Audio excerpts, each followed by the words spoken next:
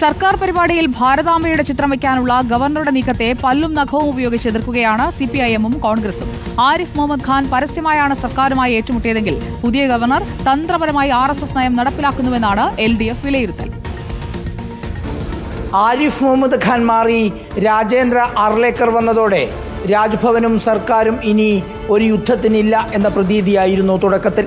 എന്നാൽ രാജ്ഭവനിലെ സർക്കാർ പരിപാടി ബഹിഷ്കരിക്കുന്ന നിലയിലേക്ക് തന്നെ കാര്യങ്ങളെത്താൻ അധിക നാളെടുത്തില്ല. CPIയുടെ വകുപ്പായ കൃഷി വകുപ്പും മന്ത്രി P പ്രസാദും എടുത്ത നിലപാട് തന്നെ വരും ദിവസങ്ങളിൽ ആവർത്തിക്കാനായിരിക്കും സാധ്യത. കടുത്ത ഭാഷയിലാണ് CPIM ജനറൽ സെക്രട്ടറി MA ബേബിയും സംസ്ഥാന സെക്രട്ടറി MV ഗോവിന്ദനും ഗവർണറുടെ നടപടിയെ വിമർശിച്ചത്.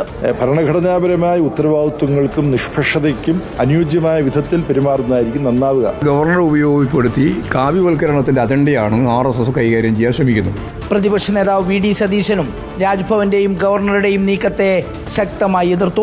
രാജ്ഭവൻ RSSന്റെ ആസ്ഥാനമാക്കി മാറ്റാൻ പാടില്ല. അതൊരു ഭരണഘടനാ സ്ഥാപനമാണ്. പ്രതികരണം തരാതെ BJP സംസ്ഥാന അധ്യക്ഷൻ രാജീവ് ചന്ദ്രശേഖർ ഒഴിഞ്ഞുമാറിയെങ്കിലും സർക്കാരിനെയും മന്ത്രിയെയും വിമർശിച്ച് ഗവർണർക്ക് പിന്തുണ പ്രഖ്യാപിക്കുകയാണ് BJP നേതാവ് കുമ്മനം രാജശേഖരൻ ചെയ്തത്. ഭാരതാംബയുടെ ചിത്രം ഉണ്ടാകുന്നത് ഒരിക്കലും ഒരു മതചിഹ്നമായി കണ്ട് അത് ബഹിഷ്കരിക്കേണ്ട യാതൊരു ആവശ്യമില്ല. CPM CPI കോൺഗ്രസ് നേതാക്കൾ ഗവർണറെ ശക്തമായി എതിർക്കുമ്പോൾ ഗവർണർക്ക് പ്രതിരോധം തീർക്കാൻ തന്നെയാകും BJP നേതാക്കളുടെ ശ്രമം. ഇനി സർക്കാർ പരിപാടികൾക്ക് ഇതേ രീതി തുടരുകയാണെങ്കിൽ രാജ്ഭവനിലെ സർക്കാർ പരിപാടികൾ എങ്ങനെ നടക്കും എന്നതാണ് ഉയരുന്ന പ്രധാന ചോദ്യം. വിവിധ ബ്യൂറോകൾക്കൊപ്പം റിപ്പോർട്ടർ, തിരുവനന്തപുരം.